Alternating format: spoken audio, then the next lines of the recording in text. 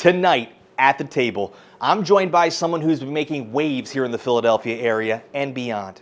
He is the founder and CEO of the sustainable knitwear brand Allen Paca. Allen Paca was featured in Philadelphia Magazine's Best of Philly in 2025. It has also been featured in multiple television outlets, including Fox 29's Good Day Philadelphia. My guest was named a 2025 Next Gen Superstar by Vista Today.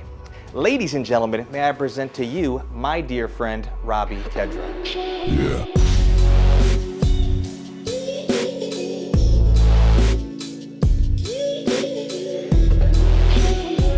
Welcome, my friend. Put her there. Thank you so much for joining me. Thanks You for look having me. absolutely fantastic. Thank you. Man, a guy doesn't get swaggy like that overnight. You must have just been like always into fashion, or like what's the deal with that? I will say, I did go through a phase, I was maybe like 4 or 5 years old, where I only wore the color blue. Uh-huh. So that was probably my intro to like really caring about how I dressed. Uh-huh. A little weird at the time, but definitely a quirk. Yeah. And I always had a fashion forward family. You know, my mom would literally have a notebook of certain outfits, so she didn't repeat outfits. Uh-huh. So I was always like seeing that and being like, oh, you know, that's pretty cool. Right. But when I went to Upper Darby High School, a lot of swag there. So that really made me like step up my game and like try to coordinate the outfits. Right. But I don't know, I just look at it as a creative outlet to stand out, Right. you know? Well, I'm asking because, you know, every time I see you look like so good, you know, you have the fashion brand. You know, it's a passion for you. So when was the moment that you decided that you're going to go from it being just something you were passionate about, you just love stunting on people, to something that you were going to make, you know, a huge focus in your life? Yeah, I mean, I think that was kind of always the goal. You know, like even back in high school, I did some, there was like an art class where we made t-shirts. And I remember making this like super sweet t-shirt, and even the professor or the teacher was like, wow, let me get some pictures of that. So like I've always wanted to do something like that, but when you're in high school and even into college, like you don't have the money to do that kind of stuff. So I always had it in the back of my head. But then when I graduated college, I was like, all right, now I can actually fund this and make it happen. And I didn't know what it would be. But then I bought an alpaca sweater in South America, and I'm like, all right, this is it. I wore it out. People are like, what is that?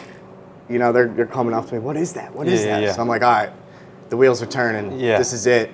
Let me throw some money at this and see how it goes. Right. And just take that risk. Well, that answers one of my questions. I was going to say, why alpaca? Yeah, so, I mean, the real reason why alpaca is like the quality of it. You know, that's what makes it so easy to get behind. Because it's so nice. It is a luxury fiber.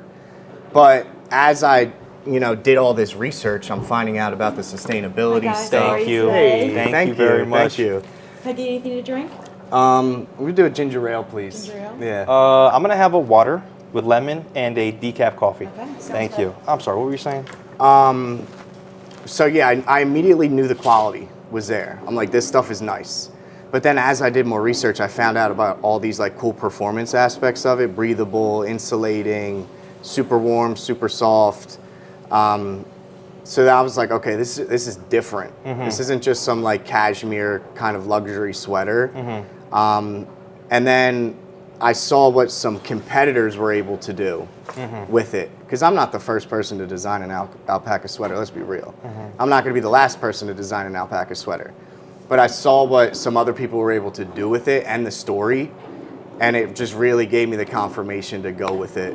And I'm like, all right, if they can do that, I can carve a little portion out of this and start a brand around it and just run with it. Right. Yeah, but always focusing on design.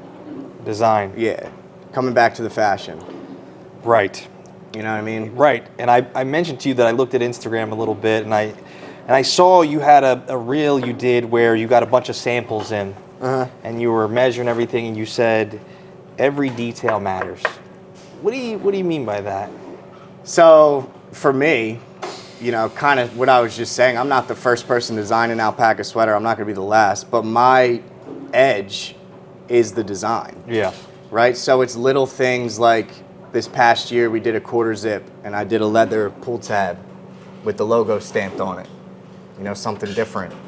And it can be as little as how the seams come together on a shoulder. Right. You know, little stuff like that, fit, cut, length, all of that really matters. And I try not to be too trendy with it. Right. You know, because then it can go out of style. But like, as long as the quality is there, along with the details, thank you. Thank you, I'll Kaylee. give you guys a couple minutes of the menu. All right, Awesome. thanks.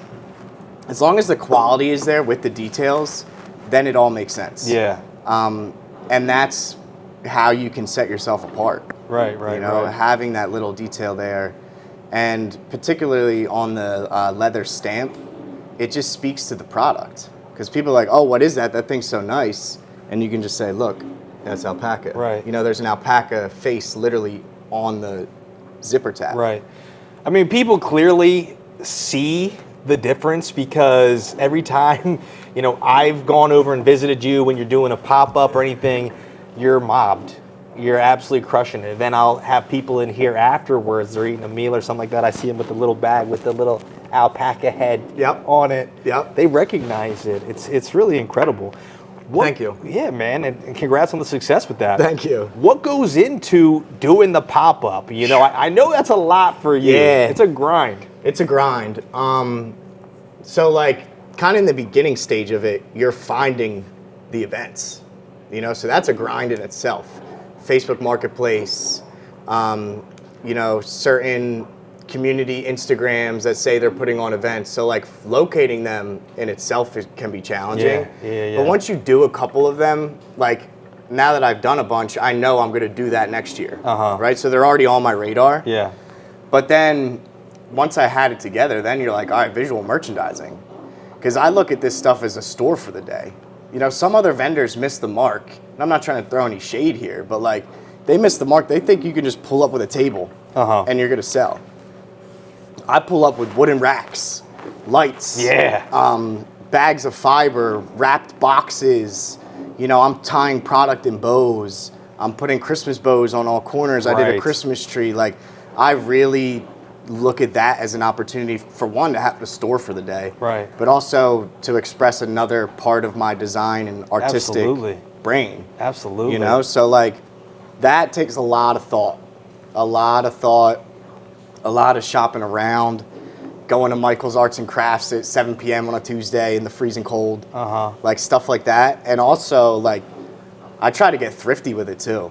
Some of my best display pieces and racks are like vintage wooden folding racks that were used for ceramics. But I'll like repurpose it and put another shelf on it and all that stuff, because another challenge is all this stuff has to fold flat and fold up so I can transport it. You know, it's not like a store where I can just leave a table there for the day. Right. You know what I mean? So that is a challenge. And then you're just thinking too, like minute details. All right, how wide is this? This thing's 24 inches. Okay, is that gonna work? Is that gonna fit all here? Because there's like a lot of size restraints. You know, I pulled up to one this year and they were like, it's 8 by 10. I pulled up, there's no way that was 8 by 10. Like no way. They're capping? Yeah, so I had to like do a last minute, you know, shift on how things look, and then Right. it's tight. And kind of as you just said, when we're mobbed, space matters. Yeah. But I really love the whole like behavioral side of it. I'm reading this book right now. It's like the science of why we shop. Okay. So it's little things like you want your best display to be on the right side, because when someone walks in, they're first gonna go like that. Right. Or if someone's looking at product and another person's behind them, rubbing against them, something might click in their head and they're out. Right. Right? So I play into all of that. Man. I play into all of that. And it's just so much fun too. The psychology behind The it. psychology I find fascinating, dude. It really is the small details that would set you apart. I Yep. would never think about that. Yep. But when you say it, someone touching me, I'm out of there. If I'm just looking at something like, oh, I gotta Right. move. Exactly. Man, that's something. Yeah, and people act on it without realizing. Yeah. But when you like think it through as the entrepreneur and the owner, like, and you set that up and then you see it work, Yeah. then that's a rush. Now, that makes dude. sense. That's a rush. Seriously, like I buzz off this stuff. Yeah. Yeah. Yeah, it's like a little slice of somewhere else whenever you're in your little tent over there. It's just a... Yeah, I mean, I beautiful run setup. on pure adrenaline on those days, dude. I barely eat. Right. Like, no joke. Yeah. And one, I don't have time. Yeah. But, like, I'm just working. Yeah. You know? You're running back to the storage unit. Well, that happened. That happened at the Westchester one. That was crazy. You know, you're out of product. I ran out of product, dude. And I keep it all in a storage locker. Yeah. Which is right around the corner, luckily. And luckily I had like a squad that day. I had other people ringing people up. That also played into a big part of why we were so successful that day. I had multiple people ringing people up. Yeah. So like customers were able to get in and out. But yeah, then I ran out of product and I had to like get in my car, drive to the storage locker, load up a bunch of bags. I'm running through town like, yeah, let's go. We gotta go. Yeah. People need their socks. Yeah. But it was a blast, dude. Yeah. It was a blast. Hey, congratulations on Thank that, you. man. You've been here a bunch of times. Yep. You need any help with the menu? What are you thinking you might do? I mean, what do you think you're gonna do? I already know what I'm gonna do. What are you gonna do? I came here with purpose. Okay. I'm gonna do this flank steak eggs Benedict. It's called the Lou. A lot of our stuff is named after regulars that we've had for years and years. That one's no different. It's called the Lou. It's flank steak, fried green tomatoes, eggs, hollandaise on top. And I skipped lunch in preparation for this today. So I'm throwing andouille sausage gravy on our hash browns too. I'm calling it a freaking day, dude. Dang. Yeah, whatever you want. I'm doing breakfast for dinner, but feel free to get lunch. All right. Well, I definitely need a side of those fried green tomatoes Fantastic. because I know those slap. Yeah, dude. Absolutely.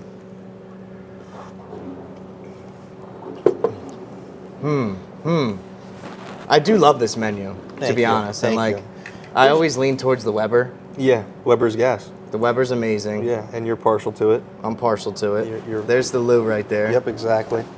I'm doing the Christian. You serious? I'm doing the Christian.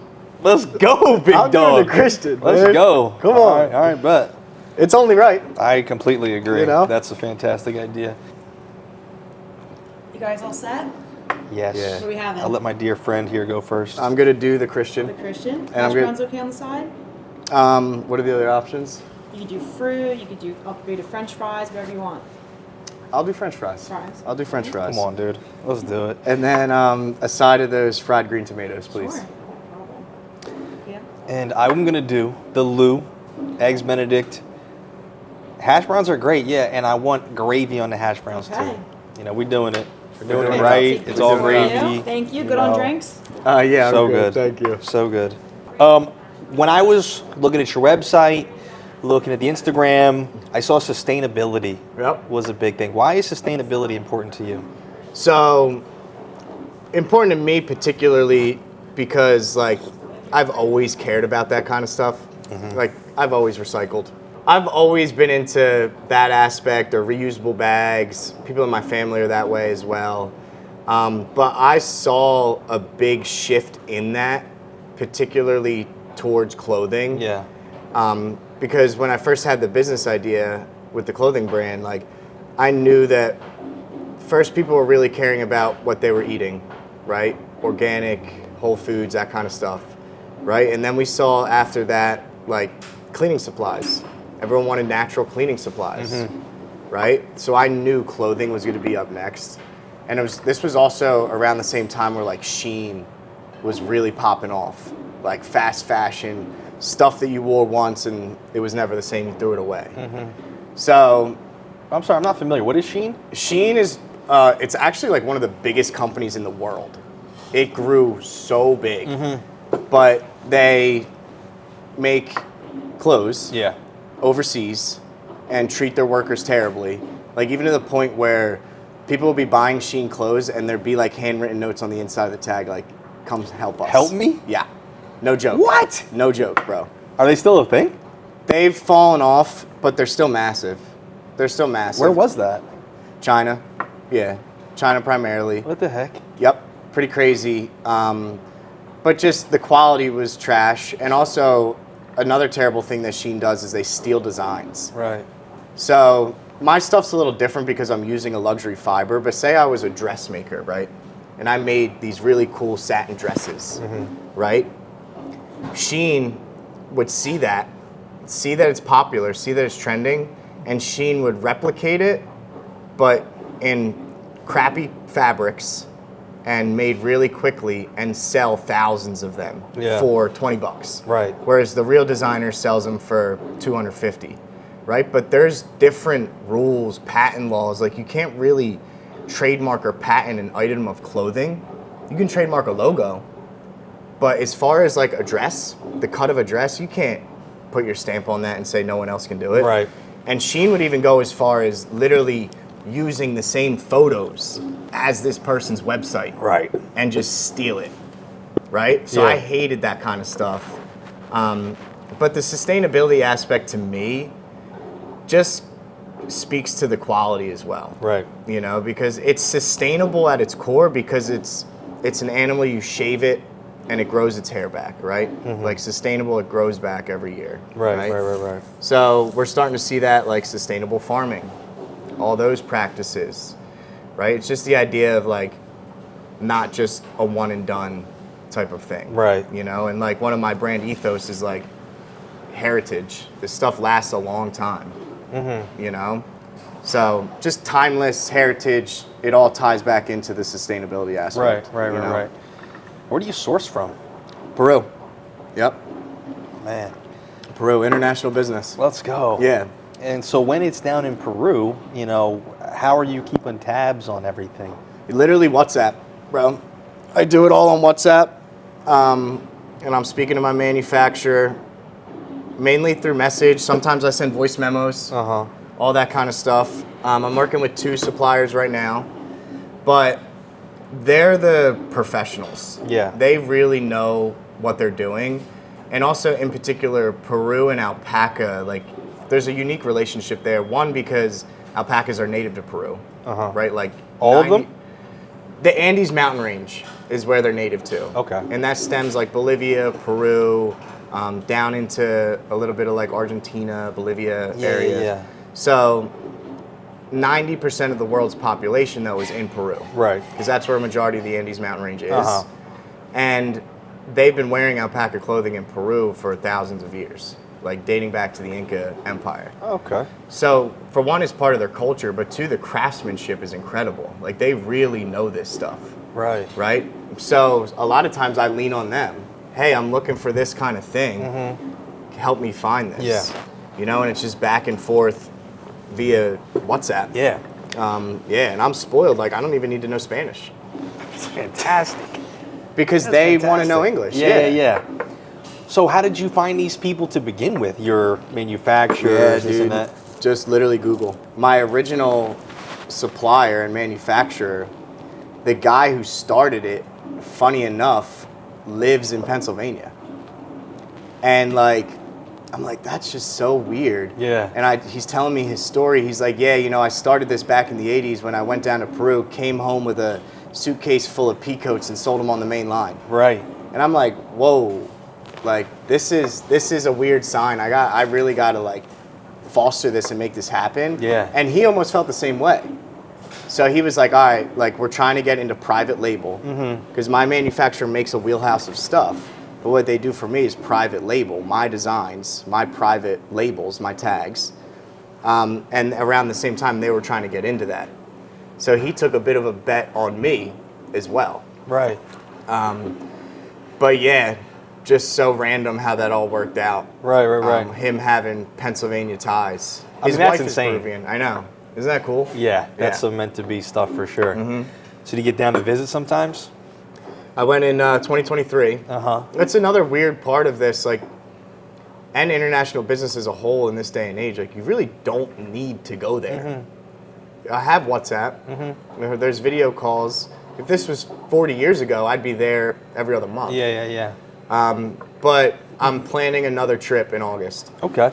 Yeah, see, what that tells me, one of the things I was going to ask you, about getting started. I just saw a video the other day, and it's like so many people have grand ideas, big ideas, but they never get started. And now, more than ever, there really is no excuse. You know, I asked you how you found it. Google. You know, this guy from Pennsylvania. You don't need to be going down there all the time. No. Yeah. I was more asking if you went down just because it sounds amazing. Well, that's really why I wanted to go. Yeah. Like, I got in contact with this photographer that lived in Peru. He found me on Instagram. Yeah. Right? And DM'd me, hey, I would love to work together. You know, I make content. I'm trying to, you know, put myself out there more as a photographer. I live in Cusco. I've lived here since a teenager. And I sent him stuff. I saw his work. It was phenomenal. So I sent him a care package, right? And he knew all these places. He goes to this alpaca farm in Alsangate and sends me these pictures. And I've like, I'm going. Yeah. I'm like, I will be there in a couple months, dude. Like, I saw that. I saw the farms, and I booked the flight. Yeah, I bet, man. Because it was just so cool. And it's also a business expense, bro. Yeah, Like, yeah. South America looks and sounds amazing. I'd love to see some of those pyramids and the ancient structures or anything. There's that too. Did you do any cool travel like that while you were there? You have to. Yeah. You have to, because that's the main reason people go to Peru. Right. Machu Picchu. Yeah. There's all these other crazy ones that are not as touristy. But I had my boy Jair, who's a local, and I rented a car, and we just went everywhere, bro. You had a local. Local. You had a local. That I met on Instagram. You know what I mean? What a world we live in. Seriously. It's crazy. Yeah. And I give him props for putting himself out there as well. Yeah. So I want to go back in August, and I really want to dive deep on the textile part of it. Like, learn more about the supply chain. I saw the farms last time I was there, but I didn't see like the point from like farm to yarn to then like fabric to then it getting made. Yeah. Right? So I want to go, there's like 3 main conglomerates in Peru that make the best yarn.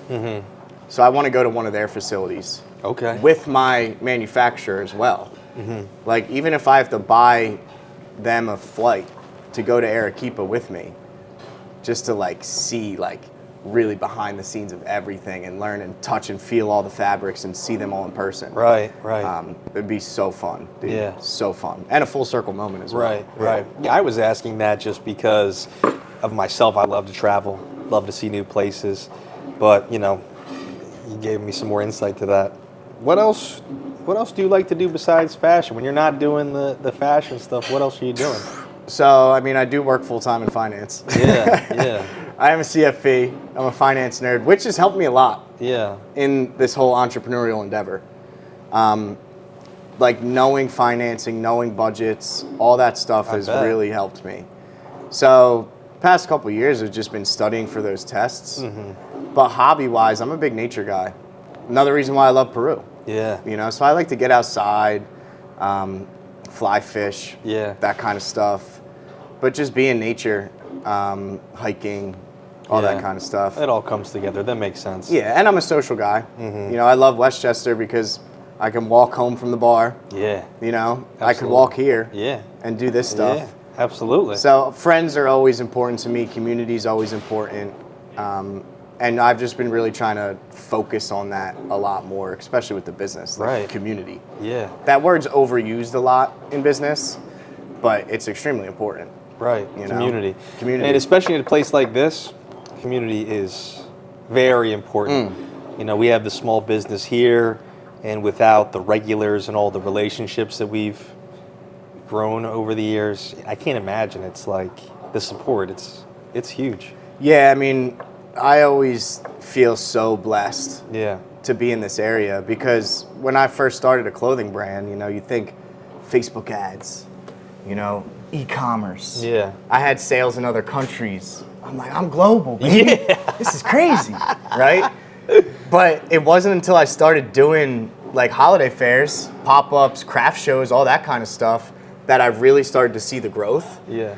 And I'm just fortunate enough to be in an area that one has that stuff, but also has people that are into fashion and, you know, supporting a business and helping them grow. So like I couldn't have done it without the community. Plain and simple. Right. Like it's my bread and butter. Yeah. So I always just feel blessed. Yeah. Because all of my pop-ups this year, dude, were within a half hour, bro. Yeah. That's wild. That's amazing. That's amazing. Yeah. There were some people that drove 3 hours to some of these events. I had to drive a half hour. Yeah, that's just wild. a beautiful, beautiful thing. So, man, you got the full-time job. You've been studying your butt off. I know that because we were in close communication the whole time you're always talking about. How can you possibly balance that? How can you work full-time taking those tests and then be doing all this? Yeah, so for one, it comes down to passion, right? And also, like, work ethic and hard work has always been kind of my North Star.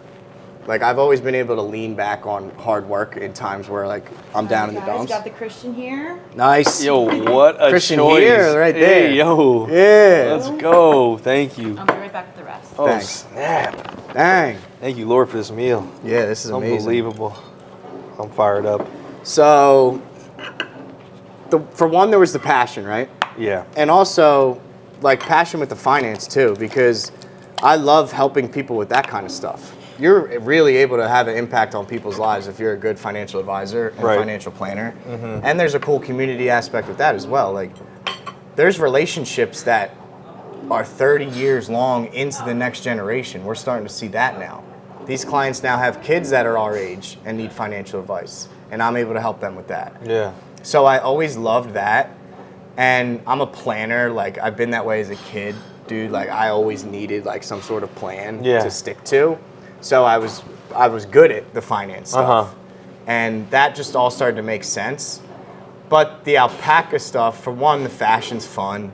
You know, like, there's the whole glitz and glamour behind it, even though there's a lot of hard work people don't realize. Stamping bags. You talked about those bags with the stamps. Like, one day I sat down for 3 hours and just stamped bags. Right. Like, people don't think about that. Yeah. But the alpaca, and this is something I'm actually trying to solve, very seasonal, right? Right. So it's fall, winter, that's when I'm busy as hell. But in the spring and summer, I'm not as busy. Yeah. So I was able to ramp up with the studying in spring and summer, and then, you know, come October, November, December, maybe pump the brakes a little bit on the finance world and focus on the business. Yeah, totally. So just like, it's just like a timing thing of juggling it both. But now that I'm done the tests, I'm cooking up spring, summer lines. Yeah. You know, I'm working on new stuff. Performance polo, made from a 85 Pima 15 alpaca blend. Yeah. You know, because you see golf shirts, you see a, you know, $150 golf shirt made from pure polyester that smells like crap after you sweat in it one time, and it's never the same. Right. You know, the smell just stays in it. Right. So I'm developing a spring summer line, which will help me kind of have a full year's worth of sales and markets and selling and all that stuff. Yeah, cool. So I'm jazzed up about that. Awesome. All right, where do I begin with this, bro? How do you attack this How do I attack this thing? You asked the right guy. You sort of just have to dive in there, I'm buddy. just going. You know, me, my tactic with this, you know, hit the corner, you know. I'm also a very, very notoriously slow eater. So, and dude, I'm going to try my hardest not to get this 3-piece messy. We'll see, dude. How's everything look? Are you good? It's good. Phenomenal. coffee? Nah, I'm all good. Thank you. Yeah, try not to get this coat. Yeah, dude. Do you see this coat? I see this coat, man. Where do you get inspiration for new design ideas? Where do you see that stuff? Yeah. Ralph. Ralph Lauren's always a huge inspiration. I feel like there's just the template for a lot of brands in general. But also vintage, classic stuff. I've also just really been trusting my intuition. Like, when I had the idea of the polo shirt, I knew immediately what I wanted it to look like. Right. Immediately. Okay. So then I'm just going on Google and trying to find similar pieces that match that. Yeah. And references, and then I'll get inspired, like, oh, look at this one. It has look at these cool metal buttons. You know, I could do something like that.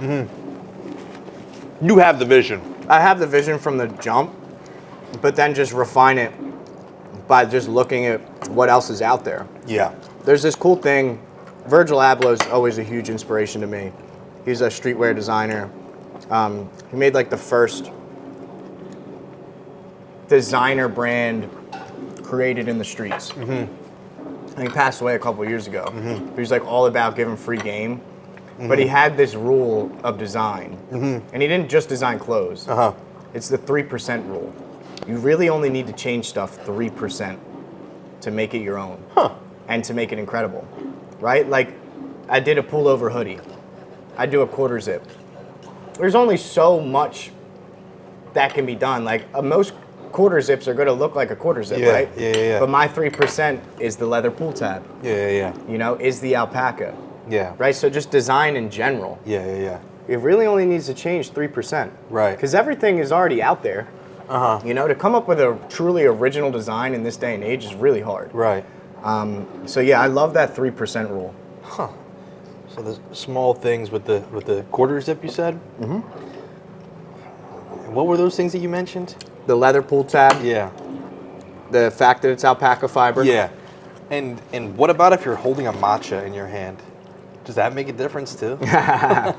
So that was just funny because I already knew that quarter zips were popular, and it spoke to the brand because it's like a little more formal, a little more dressy, a little more classy.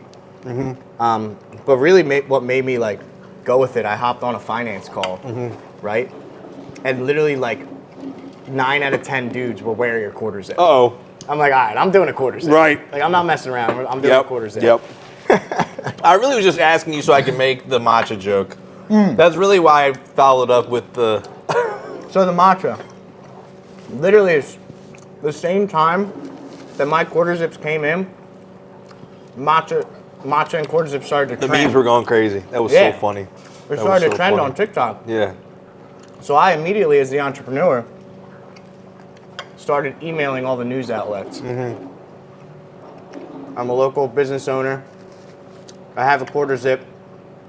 Let's do a segment around this TikTok trend. Yeah. Because I knew that they would want to pick it up. Funny. Perfect, dude. Perfect timing. Yeah. And that's just another sign from the universe, bro. Like, Yeah. I'm just doing stuff right. Well, yeah, and you're capitalizing off of the moment. Yeah. You could sit there and, oh, that's cool, that's interesting. No, you hopped on it. You called the news people. You made it happen. Yeah. Well, the last thing I want to ask you, you know, we're seeing such good success for you last year, going into this year.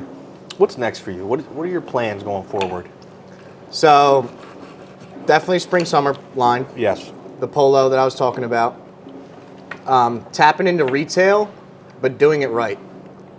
You know, like, I'm not going to be some alpaca sock salesman knocking on the door of boutiques asking, like, hey, can I come in? Yeah. Like, I want them to genuinely want me there. Right. And putting the same energy I put into the pop-ups as far as displays and visual merchandising into my retail opportunities. So that was kind of the way I looked at 2025. Like, if I do this right, stuff's going to come my way. And already a couple opportunities have come my way. Yep. Getting into a golf course. I'm planning that this month. So just figuring that out and doing that right, because there's also pricing that comes with that. And that's a challenge to figure out. Right. So there's that. There's new product lines. Leaning more into the vintage. You know, that was a great success this year. And more PR opportunities. Just constantly working my butt off. Yeah, man. And just having fun with it too. That's bro. awesome, dude. Yeah. Congratulations on everything, man. You're really killing it. Thank you. Yeah. And this is bomb. Let's go. That is Let's go. amazing. Awesome. The sweet, the salty. You know what I mean? That's it. That's why it's my dish. Okay, because Is it? it's the balance. The Christian Benedict, sweet, savory, got the caramelized apples in there and the bacon. Caramelized apples. Yeah, bruh. I didn't even notice That's what that sweet thing is in there, Oh, bruh. You know what I mean? damn. That's my John, dog. Damn. All right, man. Well, I really appreciate you, Robby. It's been a real pleasure. Thank you, man. Yeah. God bless you. Good luck with everything. Thank You're you. killing it. Can't wait Appreciate to see that. what the future has for you. Thanks, man. This is a blast. Yeah, thank you. More to come. Yes, sir. Yeah, man.